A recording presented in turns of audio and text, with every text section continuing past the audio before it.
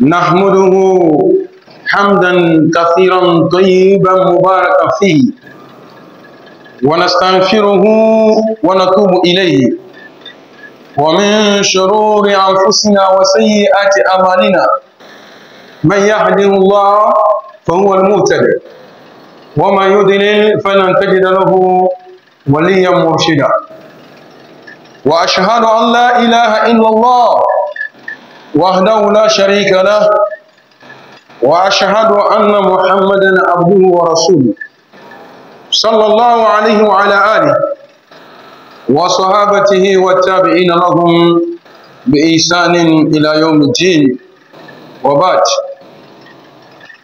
عباد الله، أوصيكم وأوصى نفسي بتقوى الله عز وجل. يقول سبحانه وتعالى في كتابه الكريم: يا أيها الذين آمنوا اتقوا الله حق تقاته ولا تموتن إلا وأنتم مسلمون. يا أيها الناس اتقوا ربكم الذي خلقكم من نفس واحدة وخلق منها زوجها وبث منهما رجالا كثيرا ونساء واتقوا الله الذي تساءلون به والأرحام إن الله كان عليكم رقيبا. يا أيها الذين آمنوا اتقوا الله وقولوا قولا سديدا يصلح لكم أعمالكم ويغفر لكم ذنوبكم ومن يطع الله ورسوله فقد فاز فوزا عظيما. وبعد أيضا عباد الله، يقول سبحانه وتعالى في حديث قدسي: عبدي أنت تريد وأنا أريد ولا يكون إلا ما أريد وإن أسلمت نفسك بما أريد آتيتك بما تريد وإن لم تسلم نفسك بما أريد أتعبتك ولا يكون إلا ما أريد. La louange appartient à Allah subhanahu wa ta'ala, le Seigneur du monde, le tout miséricordieux, le clément. Allah subhanahu wa ta'ala qui a préparé une meilleure destination, c'est-à-dire le paradis aux pieux. Et Allah déclare qu'il n'a pas d'ennemis, sauf ceux-là qui ont été injustes envers eux-mêmes. Le salut d'Allah sur le prophète Mohammed, sallallahu alayhi wa sallam, sur sa famille et ses nobles compagnons. Ceux qui ont suivi, ceux qui suivent, ceux qui suivront la droiture jusqu'au jour dernier. Et après ça, frères en islam, frères en Dieu, avant d'entamer le thème de notre sermon, je vais encore une fois vous demander des excuses. Vous avez remarqué que ces 2 jours-là, notre sermon prend un peu de temps. Parce qu'il y a des choses essentielles qu'il faut inculquer dans les oreilles des gens pour que nous changions. Parce que ça ne va pas. Si nous allons dire que nous n'avons pas le temps, ou bien nous avons peur des uns des autres, les gens vont œuvrer dans ce bas monde avec souffrance, mourir dans la souffrance, au jour de la rétribution, ressusciter dans la souffrance et aller dans la souffrance dans le feu de l'enfer. Que le Tout-Puissant nous éloigne de cela. Sur ce, les frères, entre-temps, je disais, celui qui nous a donné le temps, nous n'avons pas son temps. Je vais prendre votre temps un peu pour essayer de détailler un peu ce que je viens de dire dans le vernaculaire. Allah subhanahu wa ta'ala dans son hadith divin, comprenez là, l'hadith divin pas un hadith, des paroles de Dieu qui ne sont pas des versets coraniques. On ne récite pas ces hadiths-là en psalmodiant, comme on psalmodie le Coran, non. Les hadiths divins, c'est directement de Dieu, mais qui ne sont pas aussi des versets coraniques. C'est pourquoi le plus souvent, ceux qui font des recherches, vous prenez un hadith, vous allez voir, on dit, dans un hadith disant, Dieu a dit. Ou bien on dit, le prophète sallallahu alayhi wa sallam a apporté ce hadith où Dieu a dit. C'est la parole directe de Dieu. Mais si c'est un hadith, comme l'hadith du prophète, la parole de Dieu, le prophète sallallahu alayhi wa sallam, vous attendez, an Abi Huraira, selon Abi Huraira, il a dit. Rasulullah sallallahu alayhi wa sallam, le prophète sallallahu alayhi wa sallam a dit. Ça vient en même temps directement du prophète sallallahu alayhi wa sallam. Donc c'est la différence entre un hadith divin et un hadith du prophète Mohammed sallallahu alayhi wa sallam.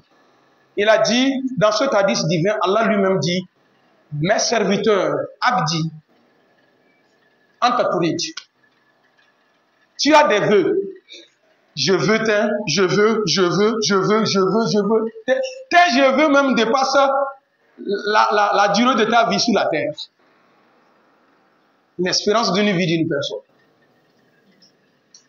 Allah subhanahu wa ta'ala aussi te dit que oh, an urid, moi Dieu aussi, j'ai ce que je veux. Et Dieu te dit, in aslamta nafsaka bima urid, a'taytuka bima turid. Si tu te rabaisses, tu acceptes faire ce que moi Dieu je veux de toi, je te donne tout ce que tu veux.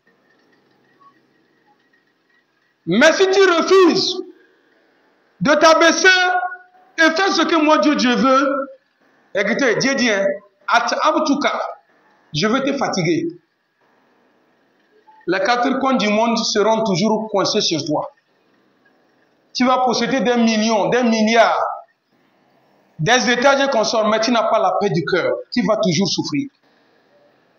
Et Dieu, pour terminer, te dit que jusqu'à ce que tu reviennes faire ce que moi Dieu je veux, et maintenant je te donne ce que tu veux.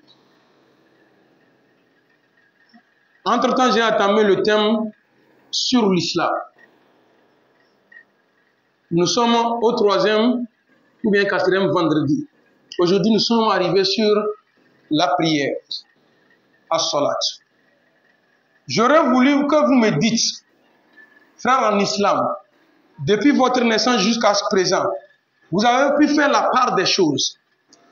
Dites-moi, dans quelle religion Dieu a donné une meilleure adoration comme prière dans une communauté que vous connaissez, dites-moi.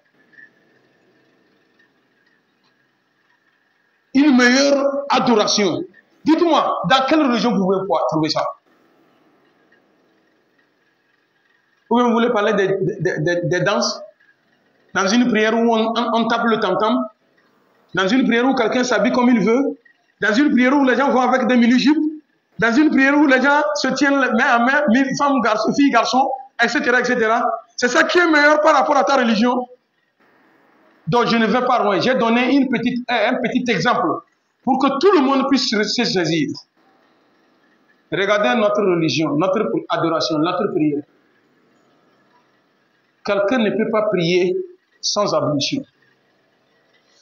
Quelqu'un ne peut pas venir ici à la prière en état d'impureté majeure, Djanaba, sur lui. Dans quelle prière vous connaissez, à part l'islam là, dans quelle prière vous connaissez, avant de commencer cette adoration, ils font les ablutions? Dites-moi. Dans quelle religion vous avez vu ça? Dans quelle religion quelqu'un a eu des rapports intimes avec sa conjointe, ou bien son conjoint, ou bien il a fait un rêve érotique, ou bien la femme a terminé sa période de menstruation, ou bien elle a terminé ses lochis, elle s'est purifiée avant d'aller à la prière. Dans quelle religion? Où les femmes, elles sont derrière là.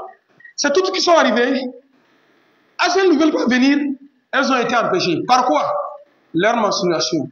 Mais regardez les autres religions. Le Coran, Allah subhanahu wa ta'ala, la yamassuhu illal mutahharun. Le Coran que vous voyez là, c'est n'importe qui touche le Coran. Et c'est n'importe qui.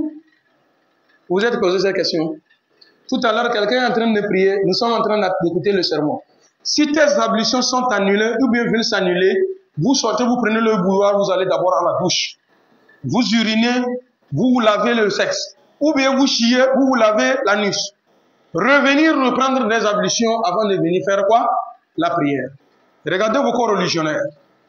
Quelqu'un est en train de prier, il a envie d'uriner, il sort devant l'endroit de la prière. Il s'arrête comme ça, il prie, il finit, il remet. Peut-être ça même se toucher. Il va essayer avec son habit et revenir. La vie continue.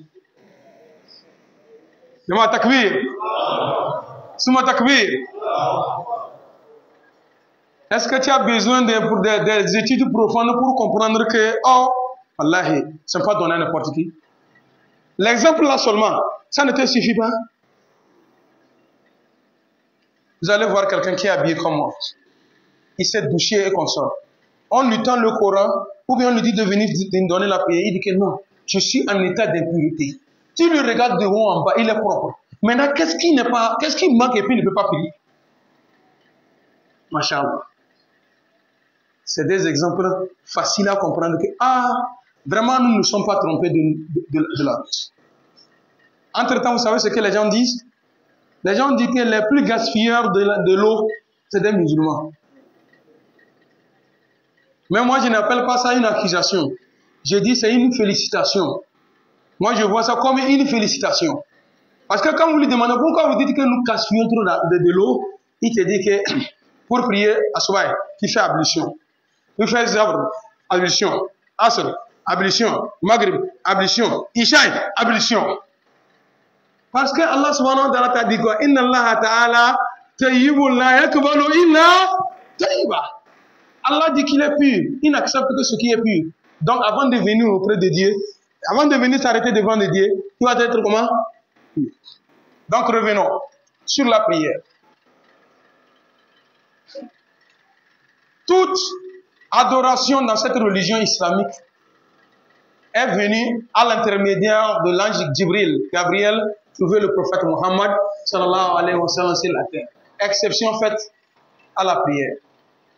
Dieu a dit au prophète Mohammed, à Jibril alayhi salatu wa salam, ce que je vais te donner maintenant pour mon serviteur, ou bien je vais donner à mon serviteur, sa valeur dépasse qu'on dise que on a remis à quelqu'un de remettre à quelqu'un.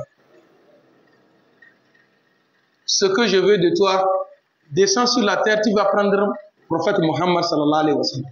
L'amener, je vais lui donner ce que je vais lui donner main à main. Mes frères, lors des décorations, si tout à l'heure le gouvernement décide de décorer certaines personnes parmi nous ici, ceux-là qui, le président a délégué des ministres ou bien des députés, ou bien des préfets, ou bien certains corps habillés, envoyés à quelque part d'aller te décorer. Et celui-là qui le président a dit de lui prendre, amener devant lui, face à face, je vais lui décorer. Décoration, c'est décoration, n'est-ce pas? Mais est-ce qu'ils ont la même valeur? Un adage dit, celui qui a vu le lion et celui qui a entendu le lion rougir n'ont pas la même manière de courir. Celui-là, regarde, présent, yeux dans yeux. Le président de la République a pris sa main mettre sur lui comme ça. Et toi, on a donné ça à quelqu'un de venir te donner. Ce serait le même. Donc, c'est le cas de la prière que Allah va m'amener le prophète. Le prophète sallallahu alayhi wa sallam, Jibril l'a pris de la Mecque en Palestine. À pied, il fait 3 mois pour arriver là-bas. Mais la même nuit, le prophète sallallahu alayhi wa sallam est arrivé en Palestine. La même nuit, il a quitté la terre pour le ciel. Entre la terre et le premier ciel là, ça fait 500 ans de marche.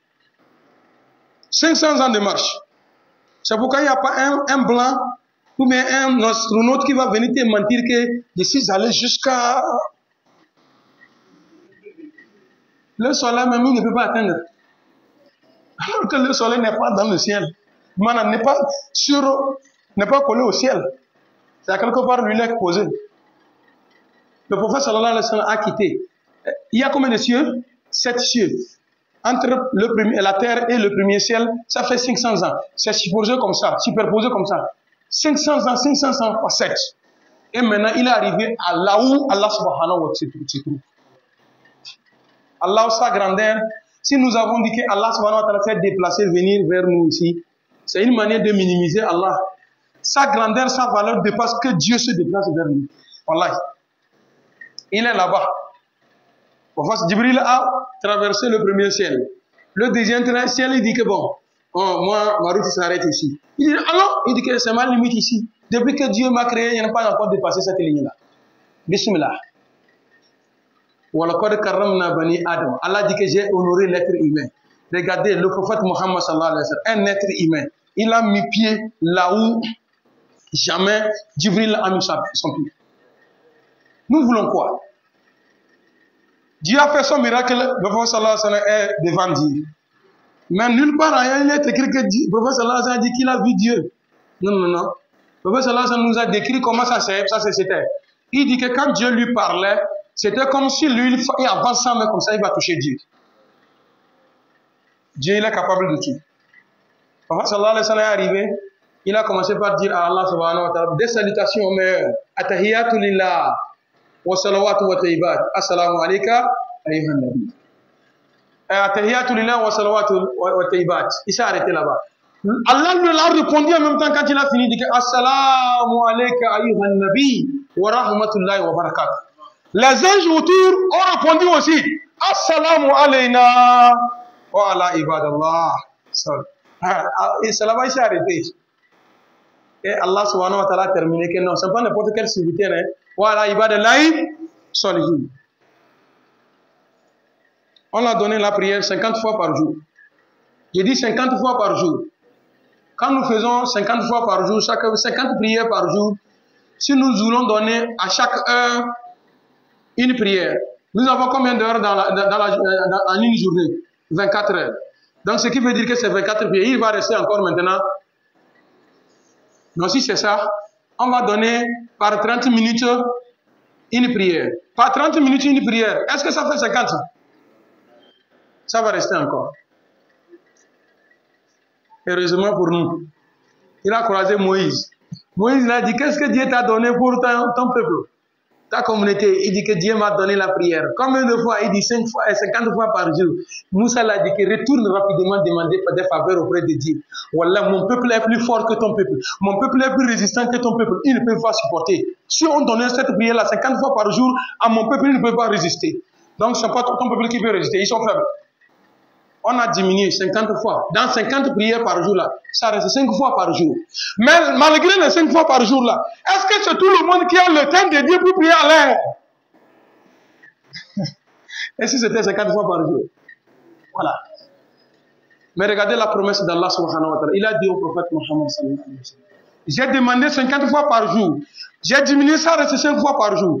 Tout serviteur qui va prier les 5 prières quotidiennes, leur prescrite et correctement, serait récompensé comme s'il a prié 50 fois par jour. Allah vient nous dire qu'il aime la prière et il veut la prière. J'ai posé la question ici de savoir combien de fois l'on fait le hajj dans sa vie. Le hajj dans la vie d'une personne, c'est une seule fois dans ta vie. D'aucuns me diront que non, il y a des gens qui sont en train d'aller retourner ils vont pour Umrah. C'est le petit pèlerinage. Mais ce que tu as fait pour la première fois là, à part ça, il n'y a plus le hajj, c'est le seul hajj. Soit tu as réussi sur le hajj, ou bien le hajj est annulé, c'est pour toujours. Le reste là, c'est Umrah. C'est comme les gens sont en train de faire mise à jour, leur hajj.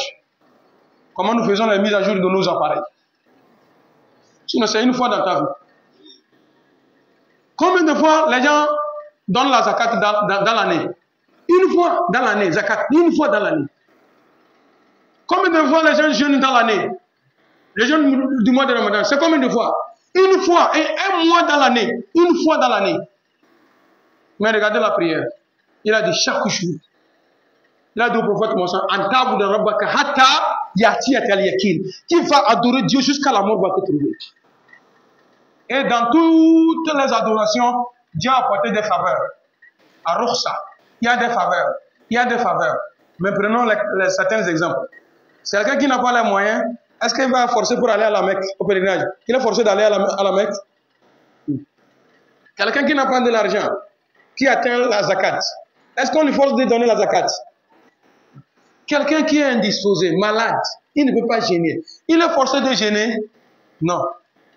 Bon. Celui qui n'a pas pu gêner, on a dit de faire quoi? S'il ne peut plus gêner, il va payer la rançon. Ou bien c'est pas ça?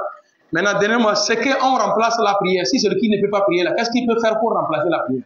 Donnez ça. Il y a, et Dieu nous dit, si tu ne peux pas t'arrêter pour prier, assois-toi pour prier. Assis, si tu ne peux pas prier, couche-toi pour prier. Et tant couché, même si ce n'est pas facile pour toi là, si, comment l'appelle-t-on, la raison qui vous raisonnez correctement, priez avec votre raison. Pour des femmes qui souffrent de la métrorragie, Dieu veut nous montrer la valeur de la prière, comment Dieu lui veut la prière. Il nous dit, hein, la femme qui a la métrorragie, c'est-à-dire il y a des femmes quand elles accouchent, ou bien elles finissent sa menstruation, le sang refuse de s'arrêter. Ça continue par couler comme ça. Son cas là, elle va arrêter la prière. Voilà. Dieu dit, hein, elle n'a qu'à porter des couches, faire des ablutions à chaque prière et prier. Bien que ça descende comme ça. Ceux-là qui souffrent de l'incontinence, quelqu'un, si tu vas voir l'urine, il ne peut pas contenir l'urine. Quand il a assis comme ça, l'urine descend de soi-même. Lui là, son cas, il dit qu'il n'a qu'à prier, l'urine descend comme ça. Il n'a qu'à prier, ça n'a qu'à descendre comme ça, il n'a qu'à toujours prier. S'il y avait des faveurs là-bas, au moins quand quelqu'un est malade, on va dire quoi? Écoutez des tafsirs, mes frères, vous n'écoutez pas tafsir. Lors de Ramadan ou bien dans les mosquées où on fait tafsir, va rester calmement et écouter des tafsirs. Vous allez comprendre des choses. Dans la sourate 4, si je n'abuse pas de ces versets, il est dit, hein, quand vous êtes dans un combat et que l'heure de la prière arrive, le prophète Mohammed sallallahu alayhi wa sallam prend un groupe qui les dirige la prière pendant que les autres groupes sont aux aguets. Quand il finit de donner cela 2 rakats, par exemple, si c'est jour, ils vont faire salam alaikum, ils vont venir prendre la place de ceux-là et ceux-là vont retourner prier pendant que ceux-là sont en train de faire le combat. Dans une autre version, les compagnons du prophète Mohammed sallallahu alayhi wa sallam, ils sont en face de l'ennemi en train de combattre et ils prient. Le combat qu'ils faisaient là, c'était pourquoi? C'est pas pour l'islam, si c'est nous. Nous sommes en train de faire d'Al-Dir mosquée. Il est l'heure de la prière, on se met en tête, nous tous on se dit que c'est le travail dédié. Même en retard, on peut prier. C'est ce que tout le monde pense, non? Et c'est quand on va finir la dalle avant d'aller prier. Ta dalle et le travail, le combattant, lequel est pire. Je vais vous demander pardon, m'arrêter ici, Inch'Allah. Si Dieu nous donne longue vie et santé, vendredi prochain, nous allons encore amener. Quelle est la valeur de la prière?